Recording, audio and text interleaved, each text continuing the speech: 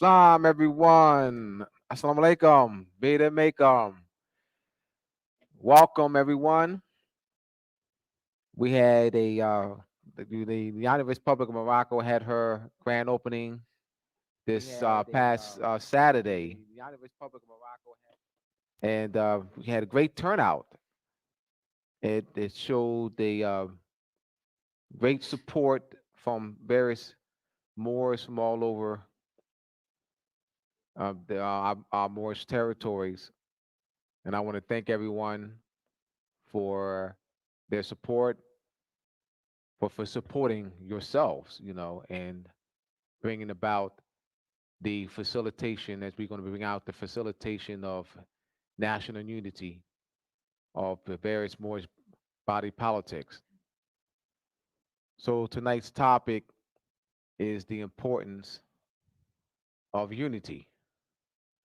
We must be clear that what we're doing here and starting the process of facilitating the national unity of the various Moorish body politics into one central governing body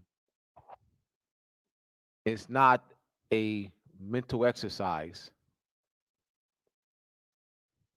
It is a step towards liberating our people with a solid national structure so that we can enforce the treaties, that we can reestablish diplomacy with the treaty nations, England, France, the Netherlands, Portugal, Spain, and we can reestablish diplomatic ties and relationship with the international communities. So we must be clear that this is not a mental exercise, as this is our lives. And we take this very seriously. We work tirelessly, and we appreciate your support. And I am humble to be sitting here in front of you today, and great honor to be among those of the likes of Shem Malachi Bey, Tamara Terrence, and other caucus members, and those who supported the United Republic of Morocco on Saturday, November 7th. I tip my fez and unwrap my turban to you for your support, your encouragement, your love, your donations. And once again, tonight's topic is the importance of unity.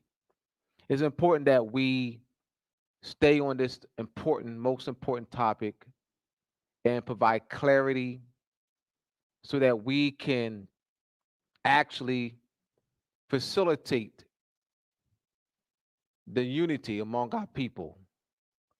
Question is, what is unity? What constitutes unity? Is unity the mere gathering of people in one area? Is that unity? What constitutes unity? I'm going to read from the Law of Nations by Emir De Vital. I'll read the entire. This is that's the main topic, main title of the book. The Law of Nations, or Principles of the Law of Nature, applied to the conduct and affairs of nations and sovereigns, with three early essays on the origin and nature of natural law and on luxury. So this is chapter 3 of the Constitution of a State and the duties and rights of a nation in this respect. We were unable to avoid in this first chapter anticipating something of this subject of this, we have seen already that every political society must necessarily establish a public authority to regulate their common affairs, to prescribe to each individual the conduct he ought to observe with a view to the public welfare, and to possess the means of procuring obedience. This authority essentially belongs to the body of the society, but it may be exercised in a variety of ways, and every society has a right to choose that mode which suits it best. The fundamental regulation that determines the manner in which the public authority is to be executed and what forms the constitution of the state. And this is seeing the form in which the nation acts in the quality of the of a body politic, how and by whom the people are to be governed, and what are the rights and duties of the governors.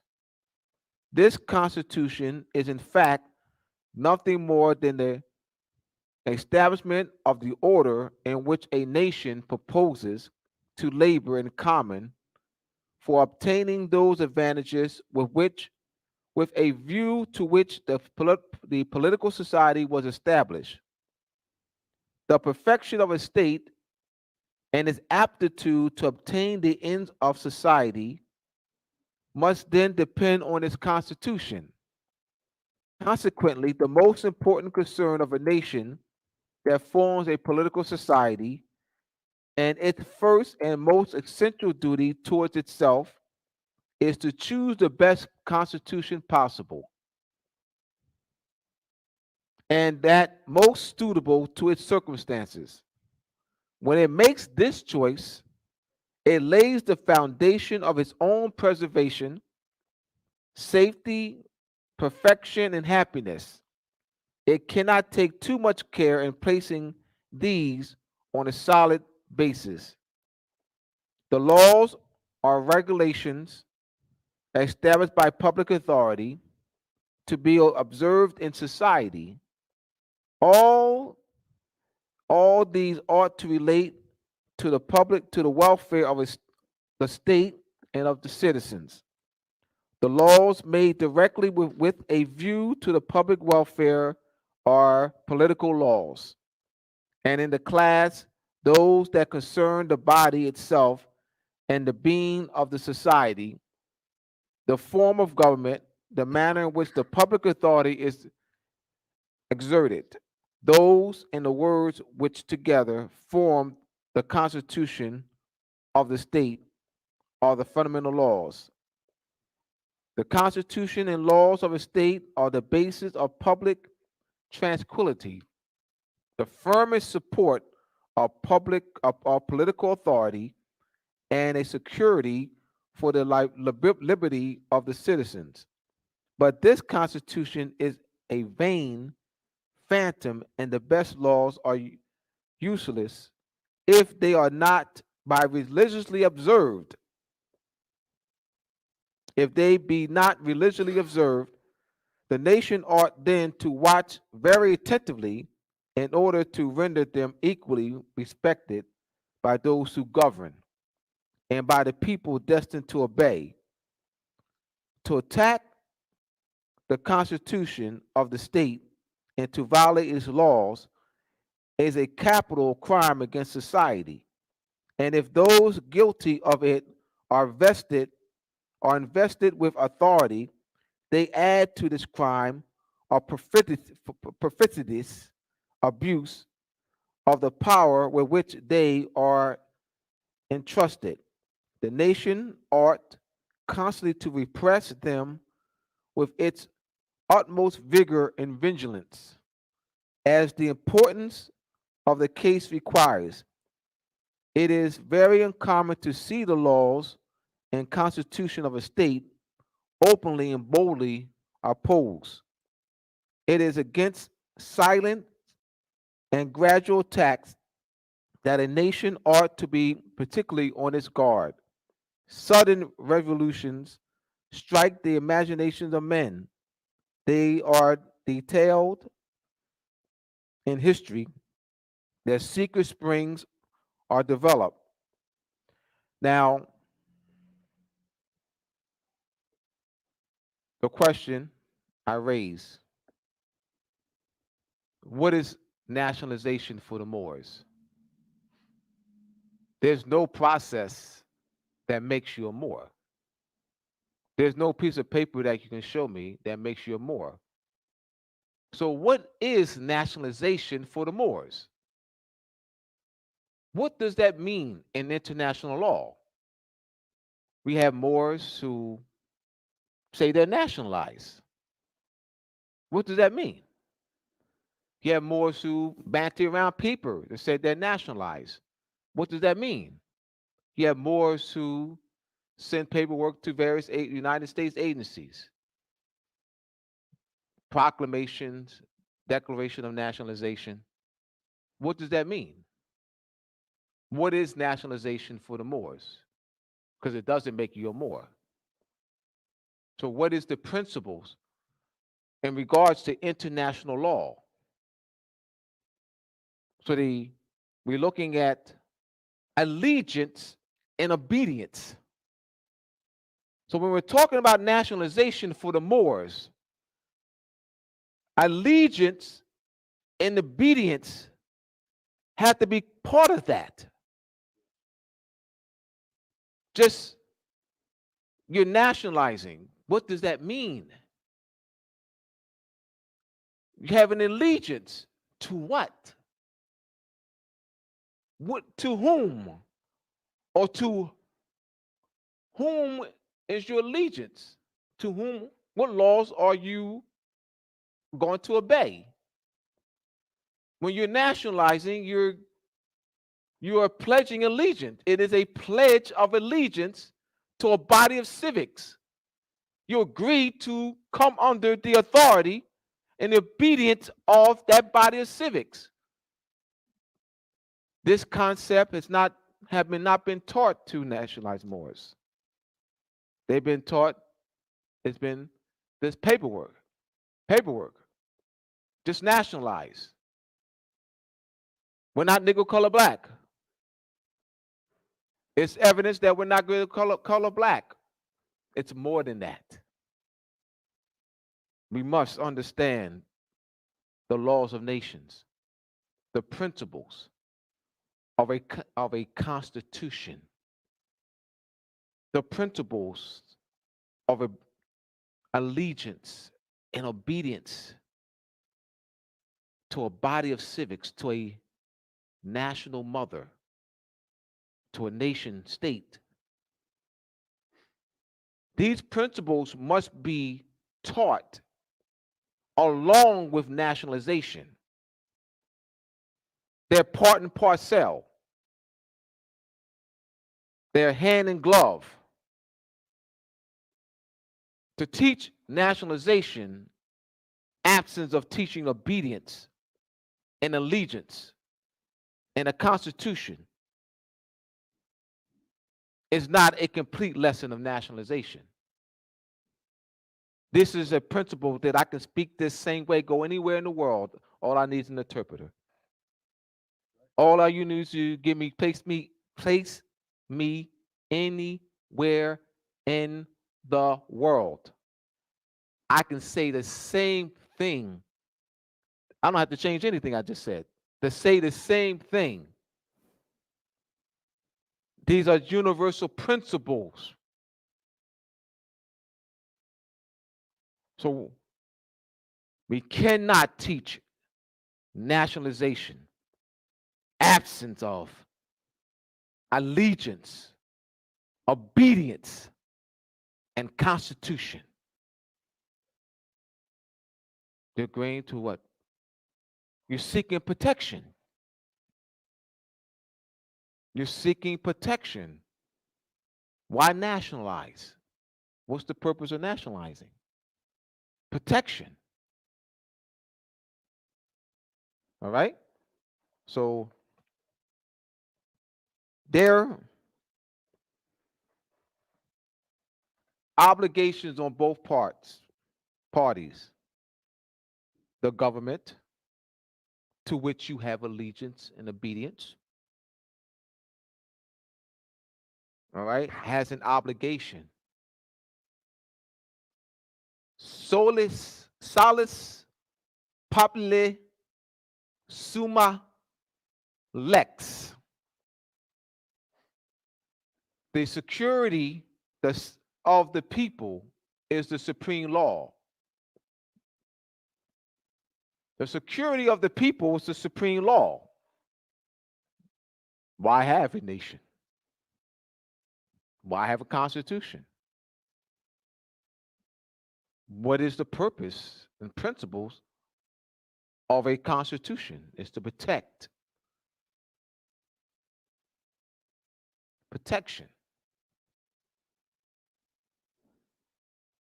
So we'll make sure that we'll continue to emphasize these points of obedience, allegiance, and the Constitution. Shem.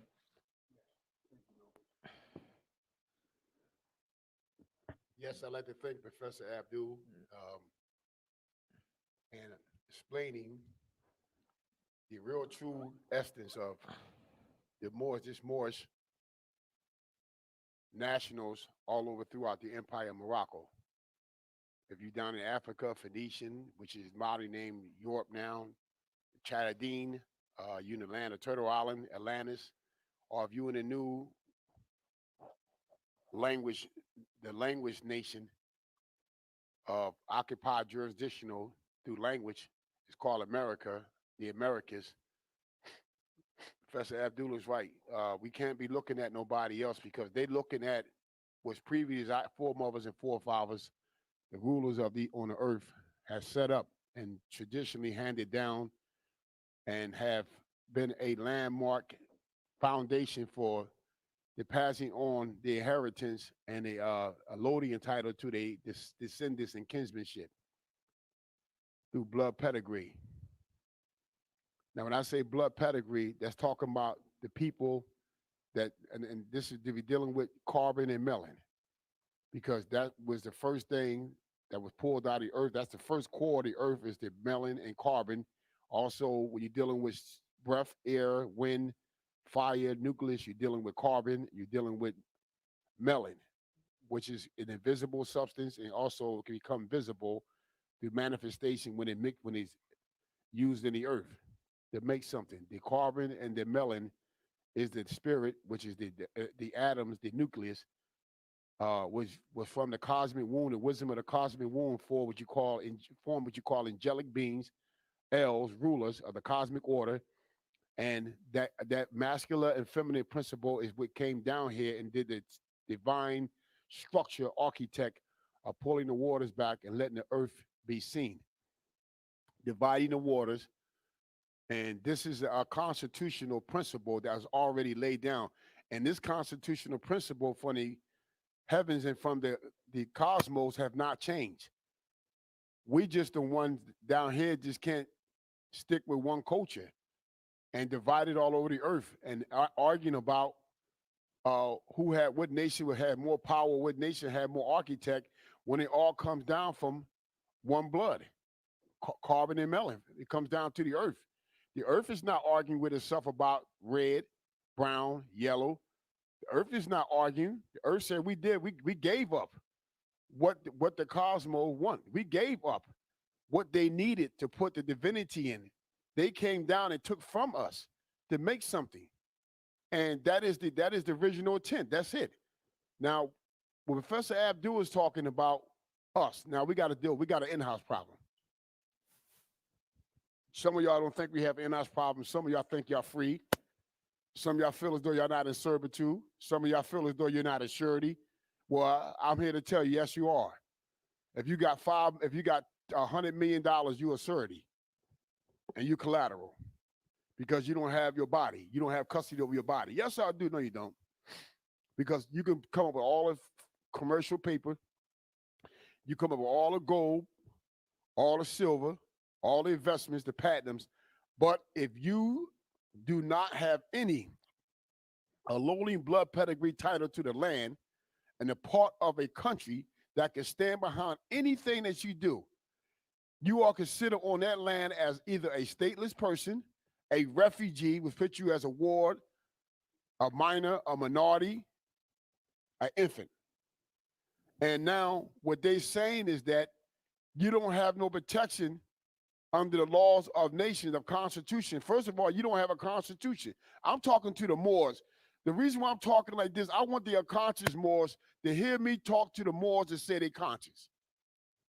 And put a call out to every Moor that say he's conscious to come back into the settled principle of previous established law that was here before I was born, before any of these leaders that you look up to was born, before Noble Drew Ali was born. This is the settled principle of the Moorish sovereignty that's here, that's invisible, and this has not been claimed, like Professor Abdul say, from real parties. There's nobody, let me explain what I mean. The United States, from the Articles of Confederacy up to the Jubilee, up to the Civil War, the Reconstructed Act, incorporation, war powers are still operating structure. Tell me why. Because the children of the immigrants that the Crown signed treaties with the Moors to have an occupying sovereignty in Turtle Island, in Atlantis, in the Western Hemisphere. Once the occupying sovereignty was given to them, they had to come up with a latitude and longitude word to describe the political occupation that they had in Turtle Island and Atlantis, in Morocco, in the Western Hemisphere. You know what that was? They had to create language. And I'm going to show you something Professor Abdul sent to me. And I read that. And I caught something there. And I'm going to go into it real soon. I'm going to go into this real soon. And thank you for sending me this. Because I had to read this over, go and make sure my eyes wasn't playing no tricks on me. And what came up in there was something very deep, which everybody don't catch. When you got to read something over and over again, like Professor Abdul said, you got to come with a methodology to reach the people. Guess what it was? What Professor Abdul said? Language. And nobody paid attention to it. It came to what? The original intent. And I'm going to read this tonight. I'm going to go into this right now while it's early to show you that you have to be careful going in front of a tribunal because they'll start interpreting the treaty. See, the treaty, I'm going to read a paragraph. Let me get this paragraph together. Yes. Yes, sir, absolutely.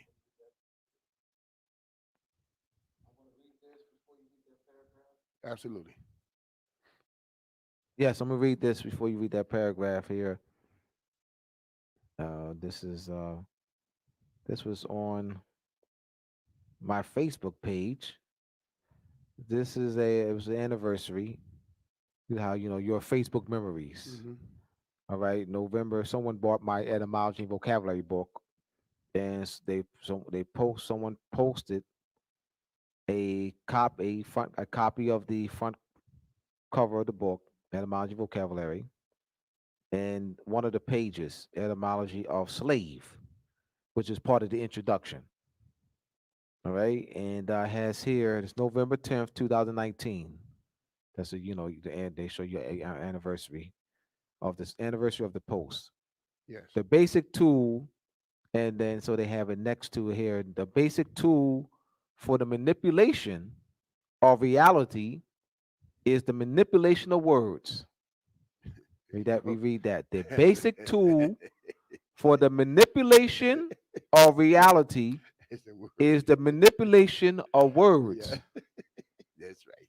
If you can control the meaning of words, you can control the people who must use the words. That's Philip K. Dick. That's not my quote. If you can control the meaning of words, you can control the people who must use the words.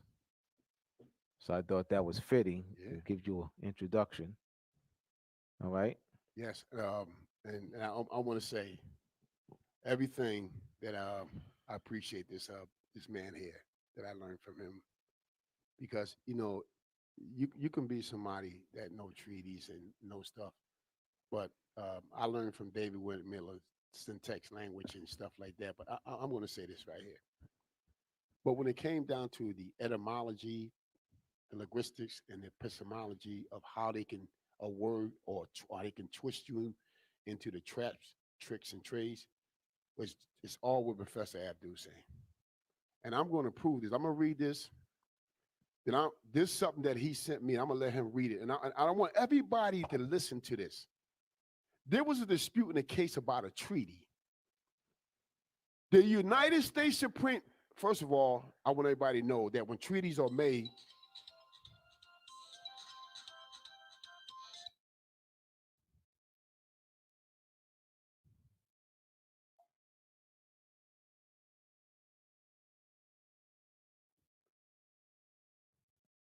excuse me,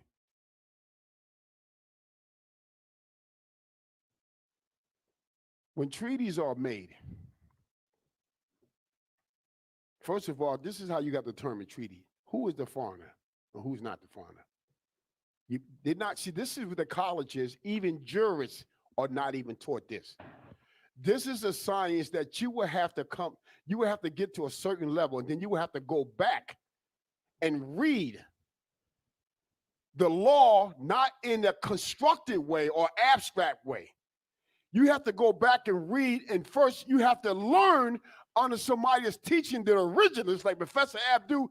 Then when you go back, you can catch the sneers of what the author is writing and say that's connotatively, it really means this. And now this is what we need for our justices. This is what we're supposed to do for ourselves, self-determined. Now I'm going to read some things. I'm going to show everybody that the reason why you in federal court, because you don't understand the Constitution, number one. You don't understand the treaty. You don't understand contract. I'm going to read this. Treaties as the law of the land. Treaties commit of the United States are two kinds. As Chief Justice Marshall wrote, that's opinion. Now, remember I say the school of thought, the opinion, the decision, and the judgment. A treaty in its nature, a contract between two nations, not a legislative act.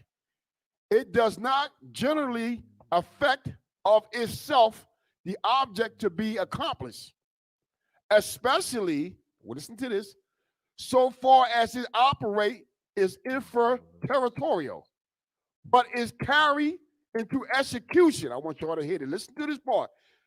But is carried into execution by the sovereign power of the prospective party to the instrument. Let me stop right there. Now listen, I'm talking to Moors and unconscious Moors.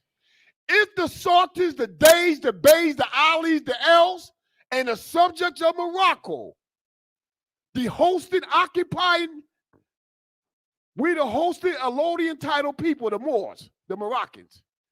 If our government body entered into a treaty with a leasee political organization given asylum and amnesty by their crown, they mean they are given as a tenant the power to exercise a corporation government as a leasee upon a treaty.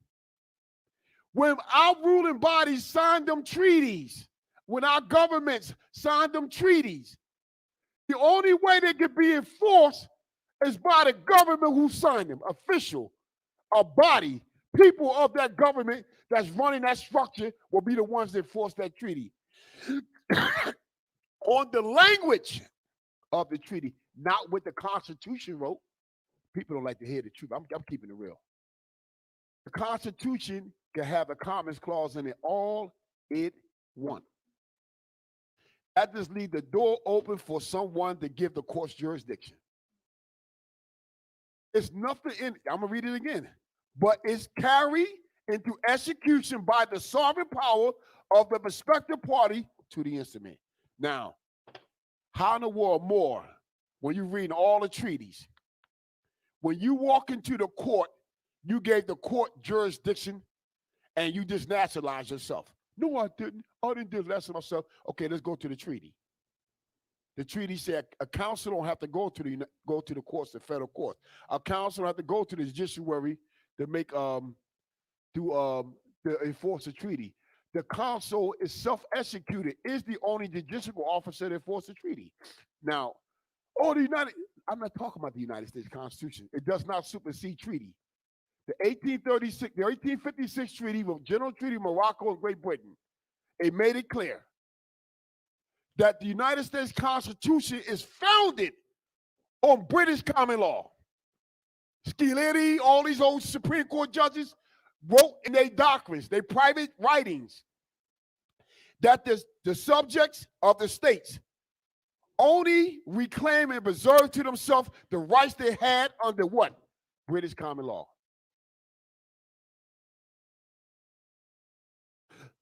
That's it.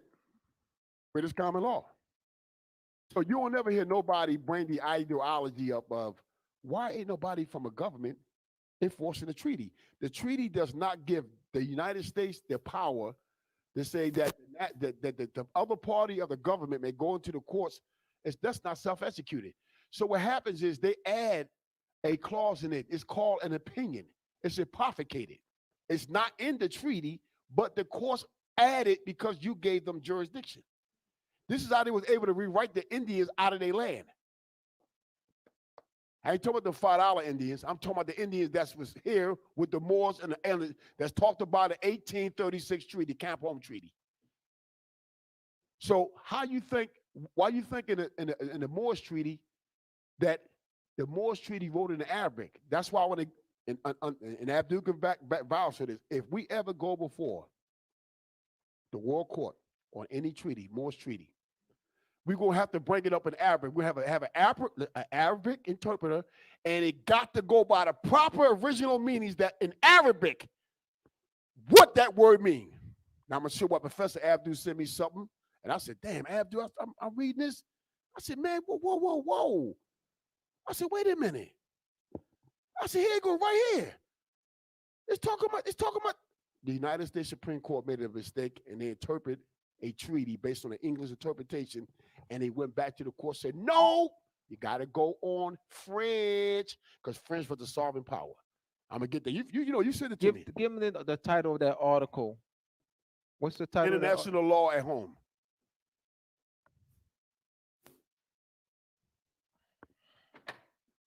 Here we go. Since Professor Abdul gave me this, Tamara, I'm glad that I read this, because I sat up late at night. I said, wait a minute, I'm reading different parts. I said, no, let me read this whole thing instead of jumping. When I read this, I said, there it go. Who's the author? You don't have the author here, in this one here. Not at the top? No, not at the top. Nah, because you probably didn't send me pieces. That's what you probably did. Well, I sent you the whole article. I'm going to go to the end.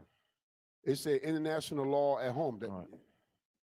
So I'm going to, Abdullah, you sent me this, and I really thank you for sending me this, because this back up that even how they interpret the treaties. You notice when they signed a lot of treaties, the Indians never wrote the treaty. The Indian Moors, they never wrote them. That was tested when they wrote the treaties. The Esquire wrote them. And the Esquire was free to what? Write in a connotative abstract, even though treaties are read in an abstract and connotative way. They're not read. Maria Moorish treaty. The Moorish made sure that their nationality and the identity of the party was in the treaty proper. And that they made sure they written it out without no disputes, who have the legislative, who have the executive, and who have the judiciary authority, the council, when it's dealing with a foreign matter. Nobody can say, but the United States say with Article 3, Section 2, it doesn't, it's void. Hear me, Moors, it's void. It's void. You ain't got no business in the court. I'm gonna tell you why we in the courtroom. Just admit it. You ain't got no counsel. You haven't usurped the structure. You haven't reclaimed the structure. You haven't put a population, a body, in a caucus in place to run government under the empire flag. That's why we got the problems we got.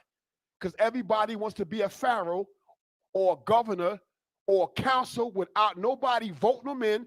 They want to free to spend the money, want to free to violate, and they want to hand it down to their house, their children. Doesn't work that way. We have to come out of that now. We got to come to the place that we got to get everybody a chance to cast their vote. Whoever they want to represent them and protect, in other words, be their protector, pledge their loyalty, be obedient, and be liable to the Constitution that's going to be created to put check and balance to govern them how far they can go and can't go no further. There's nothing wrong. Listen, this is what we're doing. We're not saying, we're not self-ordaining ourselves. I'm going to explain to you what the United States Republic of Morocco are doing. We are independent sovereign governments or societies that formed the government, that voted in our own government to send somebody here to represent them that's created the United States Republic of Morocco. It ain't nobody appoint themselves. This is a council. This is a table and all that, round table. No, we didn't do that. And nobody's coming in with that. That's why some of y'all probably stay away. We want to help you. Because after all, when we going to do what we got to do, when they start messing around with something, what you going to do? You ain't going to be able to talk. You're going to be able to come out your house. You're going to be able to drive your car down the street. They're going to be telling you what to do. And you ain't got no government-to-government relationship, no diplomatic affairs. You're not recognized. You won't deposit nothing. What you going to do? I'm keeping it real. So by us doing this, we're helping a lot of people. They will be protected. When they could, no, they protected as private societies and congregations that exercising their piety and deity rights.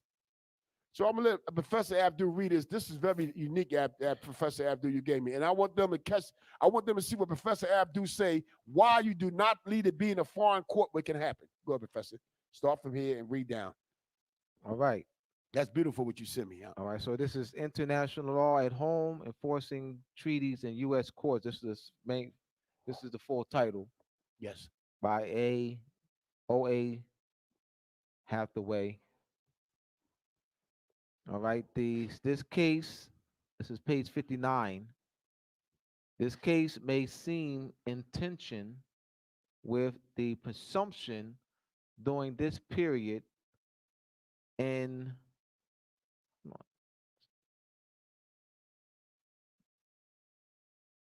you don't have, all right, you just I won't be able to tell you what, can you go You can't see that? It's blocked. That's blocked. I won't be able to read that. That's how you send it to me, no. All right, I'm saying go to the case. Do that. Go to the case. Let me read this. Google the case. Google the case. And I'll read this while you're doing that. All right. The Foster case, right? Yeah, Google the case. International law at home. I emailed it to him. He said I emailed it. No, you didn't email me that. You sent it to the phone. Google the case. The case title's up there. Let me read this so we can move. So we continue. Of the sovereign. This is chapter 4 of the Law of Nations. Of the sovereign, his obligation and his rights. The reader cannot expect to find here a long, you have it, deduction of the rights of sovereignty and the function of a prince. Excuse me. These are to be found in treatises on the public law. In this chapter, we only propose to show, in consequence of the grand principles of the law of nations, which a sovereign, what a sovereign is, and to give a general idea of his obligations to his rights. We have said that the sovereignty is the public authority which commands in civil society and orders and directs what each citizen is to perform to obtain to the end of its institution. This authority originally and essentially belonged to the body of the society. This authority originally and essentially belonged to the body of the society, to which each member submitted and succeeded his natural right of conducting himself in everything as he pleased according to the dictates of his own understanding and of doing himself justice. But the body of the society does not always retain in its own hands this sovereign authority. It frequently entrusts it to a senate This man here. or to a single person. That senate or that person is then the sovereign. Go right. It is evident that men form a political society and submit to laws solely for their own advantage and safety. The sovereign authority is then established only for the common good of all the citizens, and it would be absurd to think that it could change its nature on passing into the hands of a senate or a monarch. Flattery, therefore, cannot, without rendering itself equally ridiculous and odious, deny that the sovereign is only established for the safety and advantage of society. A good prince, a wise conductor of society, ought to have his mind impressed with this great truth that the sovereign power is solely entrusted to him for the safety of the state and that the happiness of all the people, that he is not permitted to consider himself as the principal sub object in the administration of affairs, to seek his own satisfaction or his private advantage. Here it is, nationalized Moors, but that he ought to direct all his views, all his steps to the greatest advantage of the state and people who have submitted to him. Are you ready? Page 59, right? No, it's page 59. Page 59. Page 59. Page 59. I have it. Yes. All right, here we go.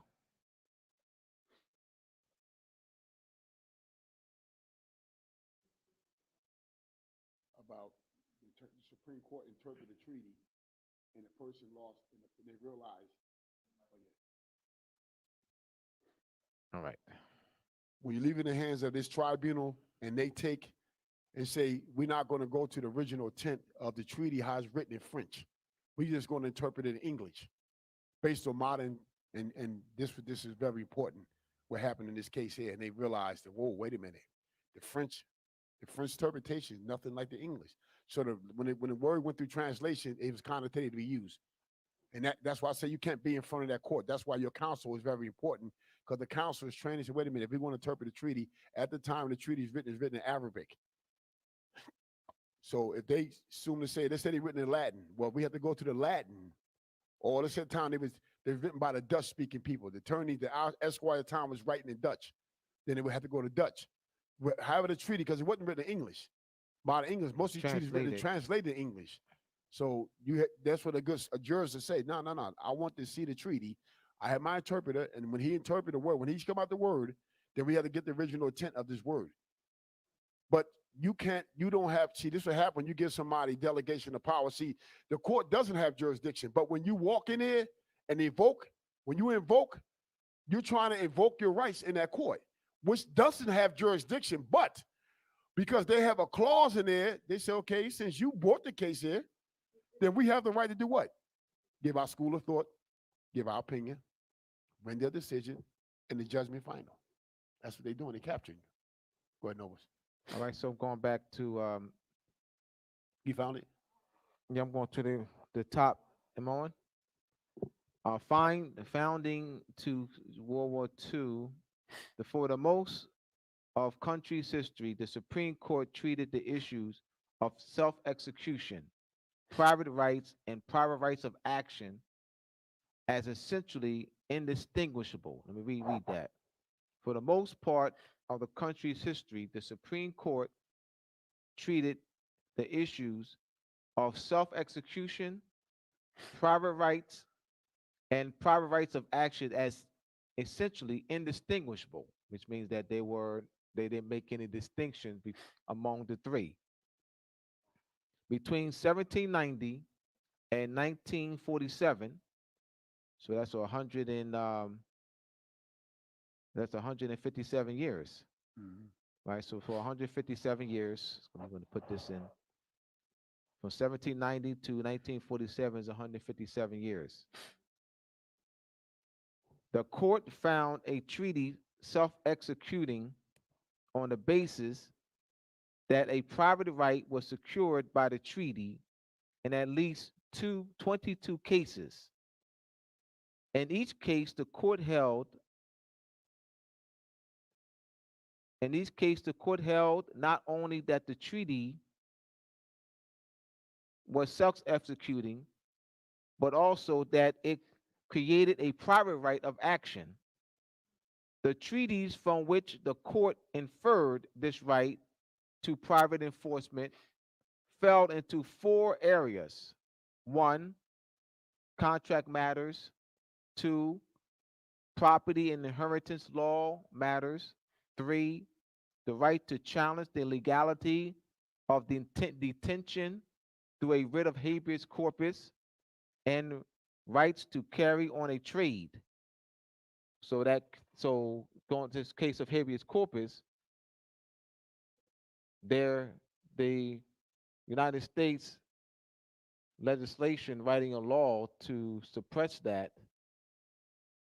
This is a treaty. These are issues of treaty protection. Now let me stop right there. So I'll explain to what happened, what they did. See the rules. Mike. The rules of evidence. Under the rules of evidence, the federal court highest. They hid that under evidence. This was the consul seal. She said a council. A council means that a government takes the initiate to enforce the instrument based on the contract, self-execution. Once the council takes it, what he does is he notifies the executive department of the country that there's a dispute between a Moor and a United States citizen, and that a letter rogatory was sent to them, the Attorney General office, on behalf of the parties, and that he asked them to appear upon a summons with evidence and stuff through the letter rogatory.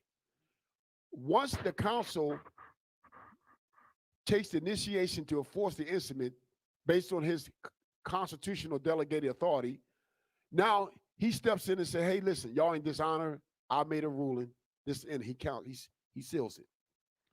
Now, he looks at this government and say, what have you filed? What have you put on the books? What have you passed in law? So I can enforce this council judgment based on a treaty. Now, somebody said, well, no, I'm not resorting to constitutional law. I'm resorting to government-to-government relationship. That's what it's called. Diplomatic affairs. Now, once that happens, the federal rules of evidence or the state rules of evidence come in play, which Professor Abdul read, Tamara read it. It states that when a council seal, didn't it say that? When a council or a notary or acceptance or protest is naming all the things that the executive office had to enforce under the seal of the government, executive government, or the legislator. What happens is now, it says that is the only jurisprudence, the only prima facie evidence that should be used as evidence before the court. And I'm going to explain what that means. When the council say, I need this judgment enforced, so the Moor won't be bothered anymore based on this claim right here, this dispute, whether it's civil or criminal. The court is supposed to enter on the record, and they index that foreign judgment by the council. It means a foreign decision. It's a foreign adjudicated act. Now, no one can go into any court and raise an issue on that judgment. But one other thing, they only can appeal to the government of Morocco based on a council decision. It was unbiased and not according to law. And that's the only one can mess the council decision, is the Moroccan government on their behalf. So we haven't been told the story right. This case right here going to explain, because I want to break this down so you know what I'm talking. I'm going to break another thing down. When the United States became a party to the extra-territorial jurisdiction of the consular, the council that was created for refugees and illegal aliens that's found in a foreign land or a foreign occupying jurisdiction, occupying power. They had a right to detain she or he, but they have a right to ask the council to come in and represent them to protect their rights. Now, the council will come in and say, hey, we don't have a treaty with this nation, but they do have immigration laws. So I can ask them to either to release you to my custody, I take you back to your country, or you can wait here and then go through the process of being naturalized. And a naturalization means you become a citizen of the United States. You write that down? Wait, hold up for a minute. Be right back. It's called extraterritoriality. Yep, jurisdiction. Jurisdiction or concession. Before it was called extraterritoriality jurisdiction is more is modern. Extraterritoriality jurisdiction is more modern. It was first called concession. Law over the past 300 years, you see in the 1500s it was referred to as concession, 1600s as concession, and then 1800s you see the term changed to extraterritoriality jurisdiction, whereby this Terrence gave a great example. I'm gonna use Terrence's example that he gave about 4 months ago, as Terrence was learning, you know, understanding consul power, consular jurisdiction, extraterritoriality jurisdiction, and he showed to explain that he comprehended the principle. He used this, and I thought it was really good, so I'm going to use it. He said, Abdullah, that we was in the parking lot of Giant, and we're waiting for him. I dropped my daughter off at a friend's house. He said, Abdullah, if I have, you have children, I have children, and we have a treaty. And in the treaty, we have an extraterritoriality principle, a jurisdiction clause in the treaty that when my children are at your house and there is a dispute while occurred with your children at my house, the laws of your house, Abdullah, will kick in effect. And likewise, if your children are at my house and something occurs, the laws of your house, Abdullah, would be the law that would govern a dispute when it comes to your children in my house. That is extraterritoriality jurisdiction. So the Treaty of Peace and Friendship between His Imperial Majesty, the Emperor of Morocco, and the United States, signed by our Sultan, also first written in Arabic and translated into English, signed by Muhammad ibn Abdullah in June 1786, ratified by the United States in January, and also put into force in January of 1787. Articles 20 to 24 of that treaty are the extraterritoriality clauses, consular jurisdiction. So Shem is explaining the procedure and the power of a consul. A consul is delegated authority in that treaty to deal with both the civil and criminal affairs of the Moors in the United States political zones. I said, and United States is not the land. It's political zone. This is more soil. This is more soil. So these are beyond. Uh, Joe Biden was born on Moorish soil, but born on Moorish soil in a British zone. Hillary Clinton, born on Moorish soil in a British zone. Donald Trump was born on Moorish soil in a British zone. All right, let me explain. The erection, house or hospital, each of them were born either in a house or hospital. They were born in an erection. The erection is the British zone. The erection is on Moorish soil.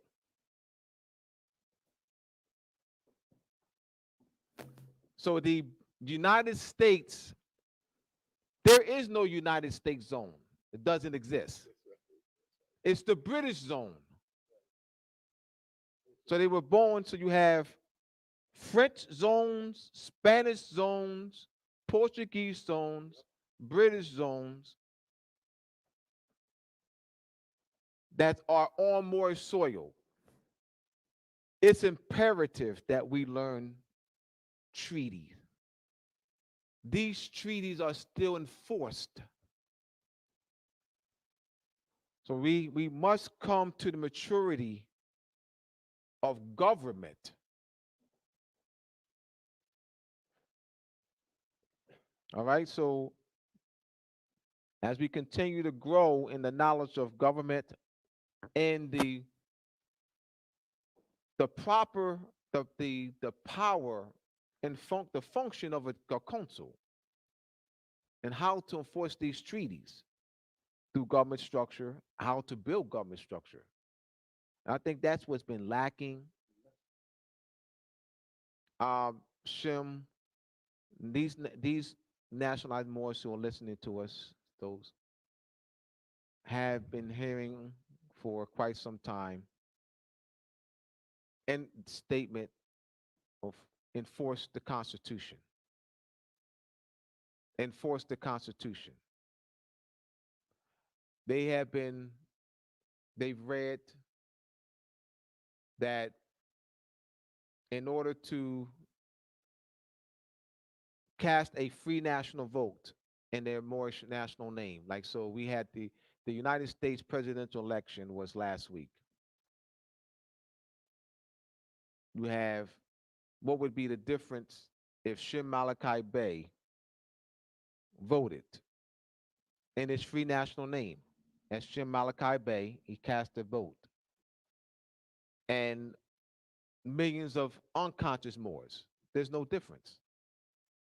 An act of denationalization, Shem Malachi Bey signing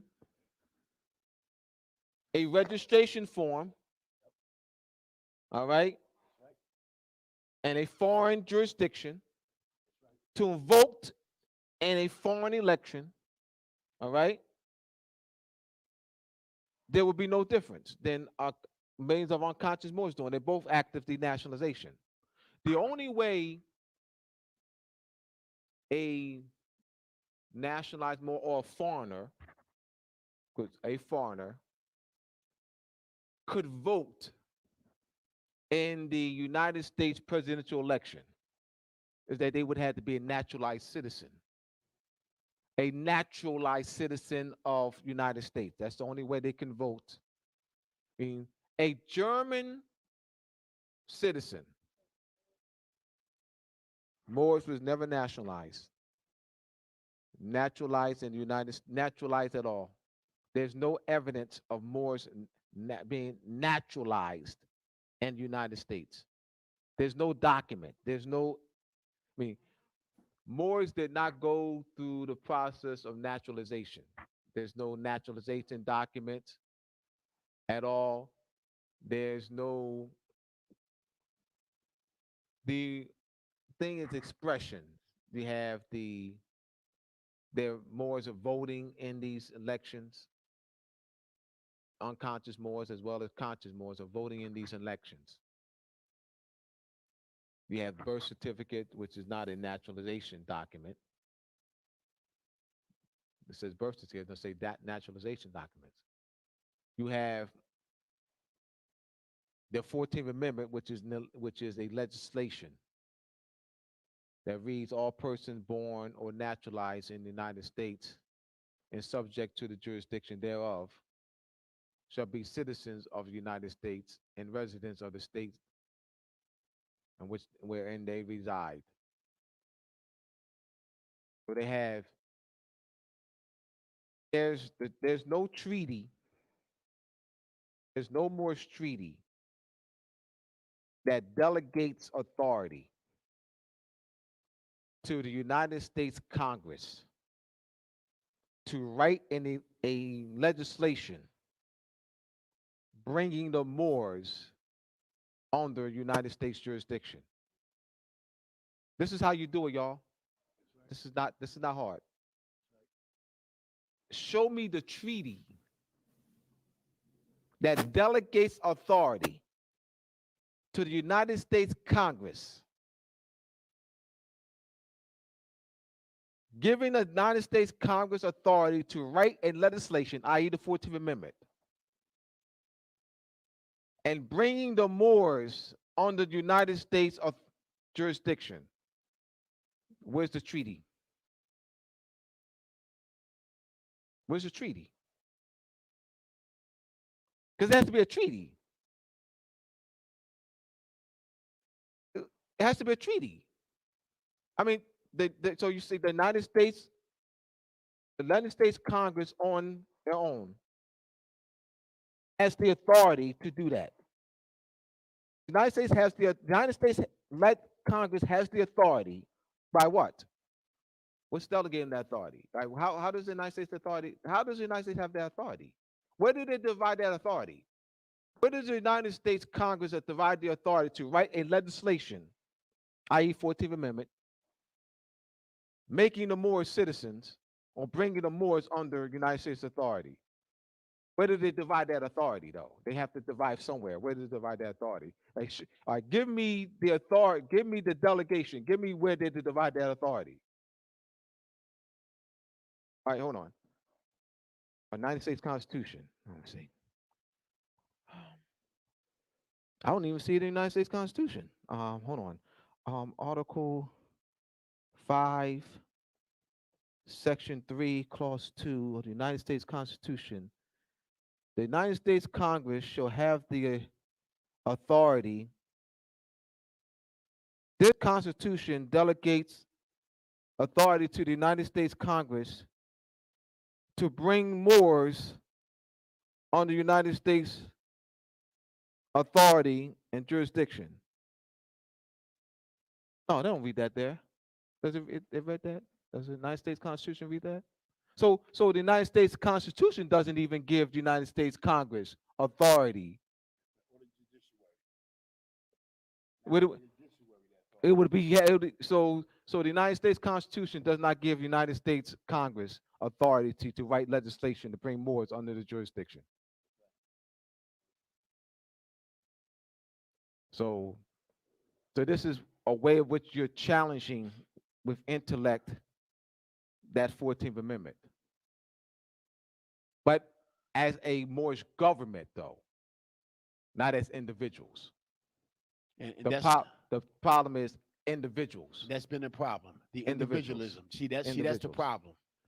Because the Moors are taking it upon themselves to say, hey, what a Commons Clause in Article 3, Section 2 state that concern a treaty. Stop right there. They left the door open for you to walk in there and violate your own treaty. The Delaware Treaty makes it clear.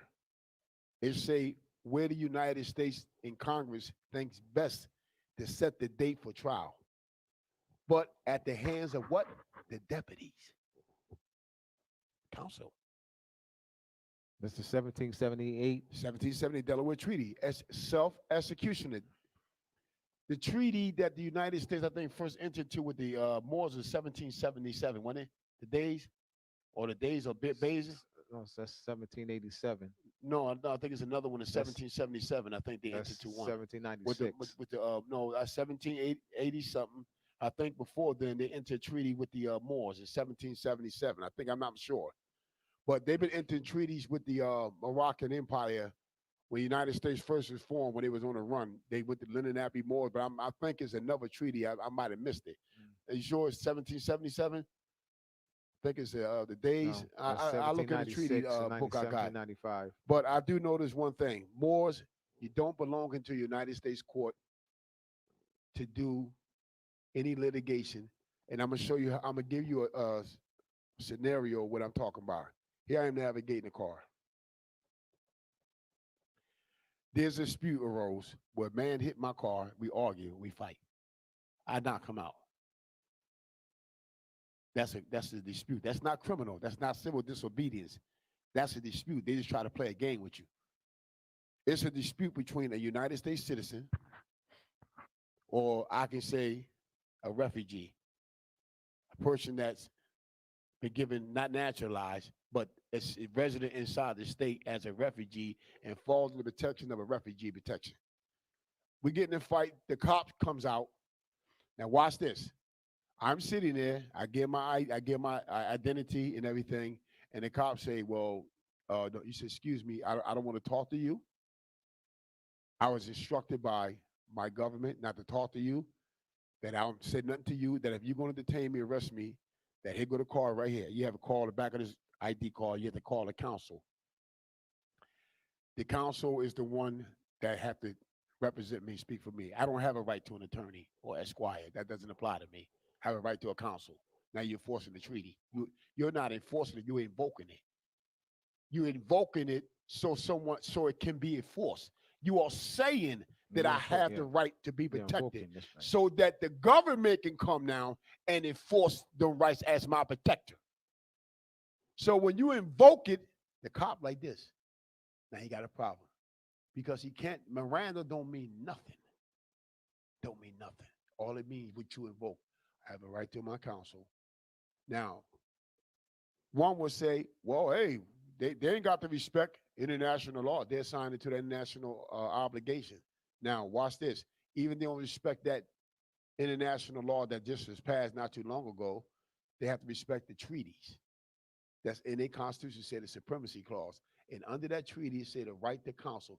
They have to contact the council affairs, and the council have to come down in with some backbone or the sheik and say, well, according to Article so and so of the treaty, the hosting nation, has a right over his nationals to do this and that.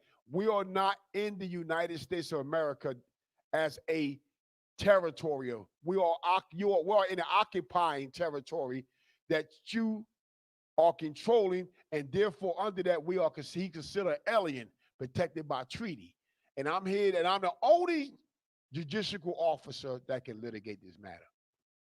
And when he has a problem with that, now becomes his what he do now is he's usurped his authority and forces authority to their courts. Now y'all obligated. Did it say you're bound to obey? So now the Supreme Court of the United States is bound. No. He don't go to the lower courts. He does a writ of mandamus or a writ of prohibition prohibiting them from moving and go straight to the Supreme Court based on his counsel, a status in the treaty, and the Supreme Court say, well, we here to assist them. We here to obey the treaty. It's the law of the land. So therefore, we're going to issue we're going to grant the writ of prohibition to stop the state from moving and allow him to do what he has to do. Give him the stuff. You're not giving the court's jurisdiction. You're just making the courts obey the supremacy clause, which say that they have to obey it by the council going and say, sign this writ. I need it based on Article so-and-so of the treaty. I'm the council. I'm here to do this. All they do is hit it. It ain't no litigation. We got to go in litigation. Come counsel, speak to us while you got jurisdiction. There's nothing in the treaty say that. There's nothing in the Constitution. You say the Supreme Courts have original jurisdiction. And what did the Supreme Court force? The rules of evidence. What is the evidence? The treaty. How do you know that? The treaty is evidence. And it's the only prima facie evidence. You know what prima facie mean? That means when you bring a case before a judge or a grand jury, that's the only evidence for the grand jury or judge to consider. That's testimony. Shit, what are you talking about? Them people that signed that document, that treaty, they was living testament. They body is dead. They invoke is on the paper. The spirit is on the paper. That's the spirit, the word. That's the thing to move everything. The spirit is the word, the invoke. And the Moors don't even see that. Go ahead, Nobles, you can finish reading that. Let me say this. I said this to a year and a half ago. I said these Moors don't know this. Absolutely, We got right. We're gonna have to teach them. Yes, you was right. I argue with you for a minute. Oh, they know. They've been don't know doing this for a long brother. time. You just look at They me. don't know this, brother. You do like this. Oh, they is? You asked me this And question. This is what you did. As the minds and mature, things will change politically, economically for us. All right. Well, I'm gonna say this before you read it. This election fraud and what this country we go to, this is gonna be a help to the Moors. I want y'all Moors to hear this. This is gonna put us back in our proper space, person, and stay out of their business. When these people start scratching and fighting for their rights and their little bit of sovereignty they got here and the occupying zone, this is gonna teach you a lesson. Watch them and see how they stand up for their rights and fight for something. See, you want to say you're a Moorish government, you're free, you don't clean you can't protect your water, you can't protect your woman, you can't police yourself, you can't protect yourself, you can't fish, you can't hunt, you can't have your own economy, you can't have a police, you can't have a military unless you want permission, license. Corporations, corporate estate. And then you want to say that we sovereign. No, sovereignty ain't just talking. Sovereignty has to be done by works, actions. Show me your works. You don't show me no works, you get nothing. You got to have works. That's the fruits of your labors, your works. We got to come back and protect clean our water, take care of our jungles, as they call forests and parks. Legislate how animals be protected, take care of our house, set the rules through the policy of the government body, through the laws that the elected, that we invoke to our elected officials, and that we give them the bills. We all can introduce to our representative the bills that we see fit for our communities, and they must mandatory consider them before they bring in any other private committee or outside school of thought or opinion or theory of their own. That's government, police, military. Put out your fires, clean your water, fish in your water, create an industry, economy, protect the people. This is what government is. This is the United States. Do they got a military, police? They got ministries, and they got elections. And you sitting around hollering, talking about, well, we the government, we got government, this and that. And then when I call your hand, I don't see it. Even the Catholic Church stole the sovereign principles of religion and spirituality, and look what they have. They have a legislative rank going down. They have their own security. Let me explain what I mean. That they go so far into the Vatican and then they can't bring their guns no further. But they can kill you outside the church, but run in with their guns if there's a crisis to the people. This is an old set of principles that we did. That's structure. They got their secret police. God knows. All right. Back on the page here. Right. The reasoning of the court. You have a question? Let's take some questions. Yes. Well, there's just a lot of conversation going on That's good. online. Well, I don't know if it's good because with that conversation, there's some appears to be some misunderstanding of the purpose of United Republic of Morocco. Today's topic is called A Call for Unity. So, with that being said, you are going over the principles of nationality, the principles of a nation, the principles of political authority, political influence in the vote. But with all that, our people are missing the understanding of unity itself. And there's this, let's stay on the individual train that has been going on for far too long. So can we get a full understanding of United Republic of Morocco, call for unity, and what does that mean and look like in terms of its strategy and putting structure that is taking place? Can you read some of the comments? Let's read some of the comments and then we'll go right into that. Well, I kind of summed it all up, a lot of the comments. Well, a lot of the comments are, let me see, some She's of the an comments, individualist. right. I think so. You don't have a standing army. Yeah. Who gave you delegation of authority? Right, So I kind of I just just took explained that. everything and summed Alright. it up just by That's fine. review. What up? Give me a couple more. I just gave it to you. Those two. No, it's a combination of All right, repeat, standing repetitive, army and all right. repetition of the same thing. All right. So I answer that. Let me say, you just heard me. This is a lot of talk, no actions. There's people, there's more still sisters incarcerated. There's a lot of more. Okay, there's a million or more incarcerated, conscious and unconscious. Let's just not focus on 2 or 3 or 4. There's Right. millions of our Moors that's true. that are incarcerated. That's true. So let's be real about that. Whether they're conscious or unconscious, they are still held in these prison systems.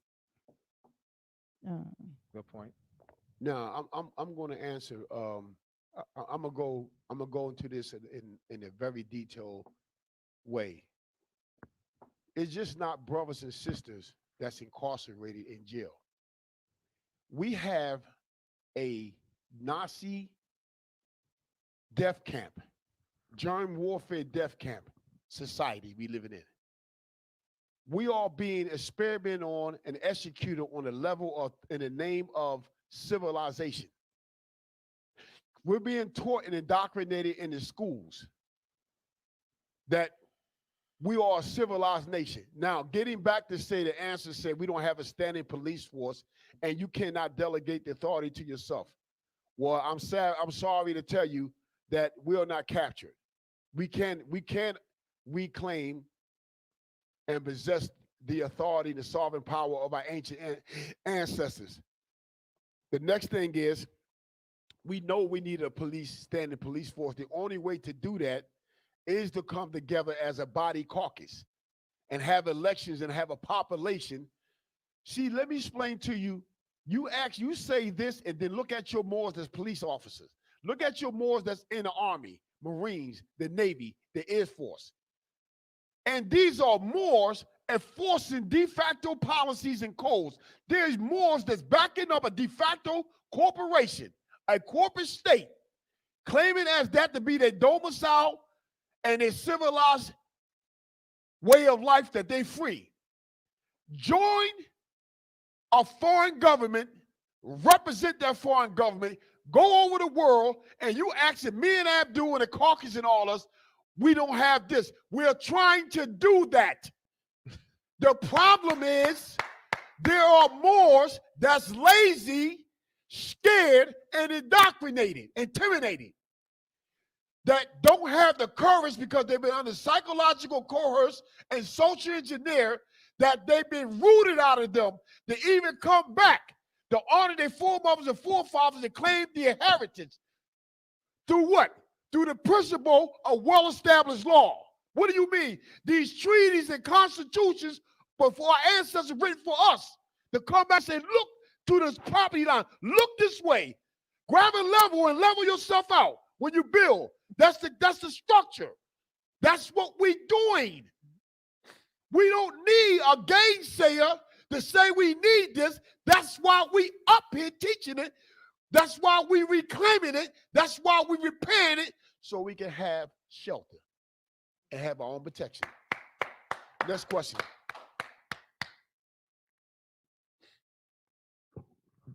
Where is our council? Now let me explain that.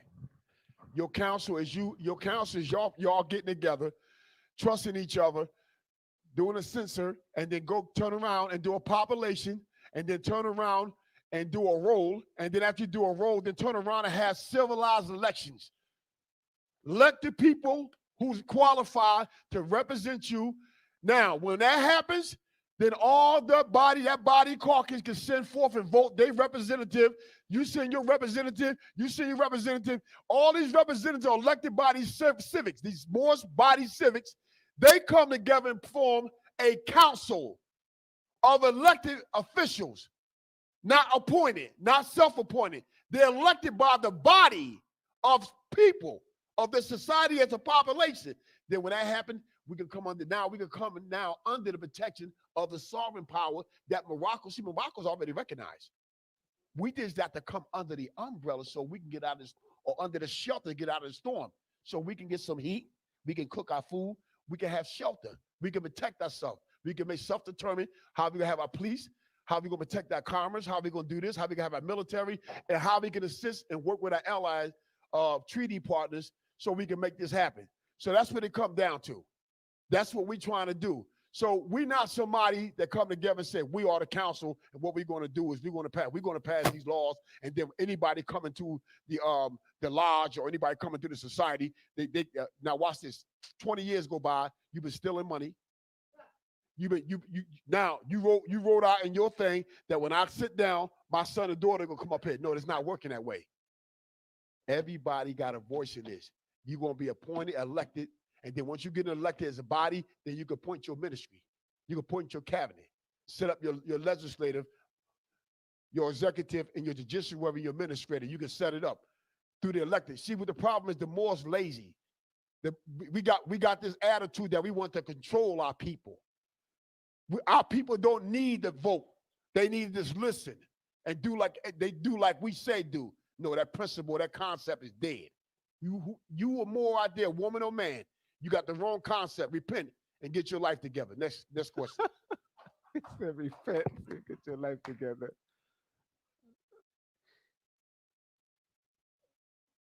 Hold up, man.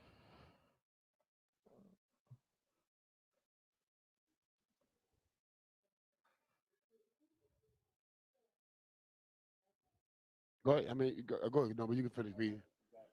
This is Professor Abdullah is going to read why it's important not to be in a courtroom, because the courtroom, if the judge, when you go into a courtroom and you file a petition or writ, you are not operating on the principle of treaty. You are operating as let me explain this to you. You are operating as an alien that's not protected by treaty. You're not even an alien, you're a resident.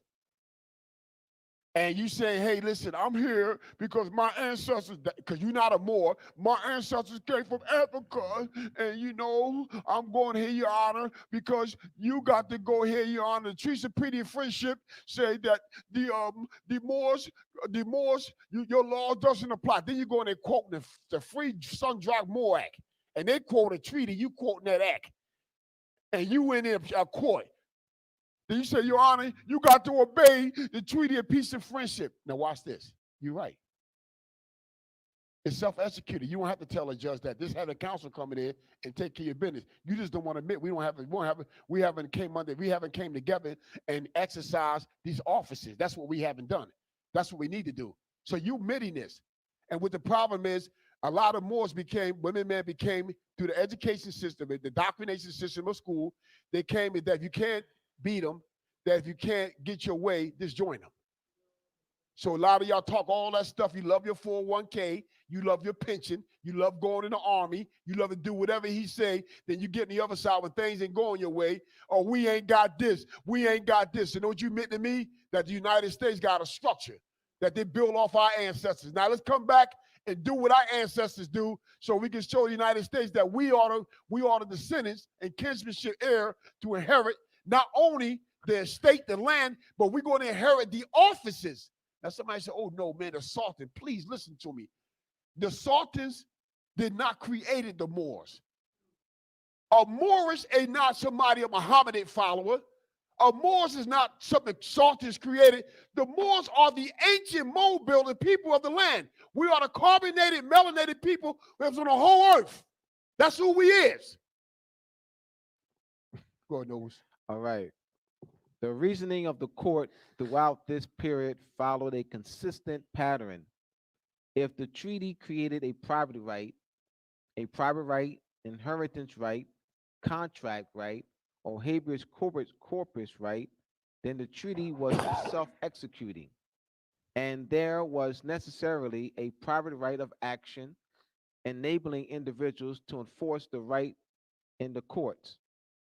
The court reasoned that a treaty enforcing rights on private individuals did not address itself to the legislator and therefore did not require congressional action to have an effect. Rather, such treaties spoke to the judiciary, whose role it was to enforce individual rights under the treaty. The court's approach during this era is exemplified by the seminal cases of Ware versus Hilton, Foster versus Nilsson, and United States versus Perchman. And Ware, the court held that the Treaty of Peace signed between United States and Great Britain in 1783 enabled a British creditor to recover a debt owed to him by an American. The court reasoned that because the peace treaty created a private right for British creditors, it automatically gave rise to an implied private right of action. The treaty aimed to protect the contractual rights of British creditors, and the court regarded judicial enforcement of that right as a necessary means to that end.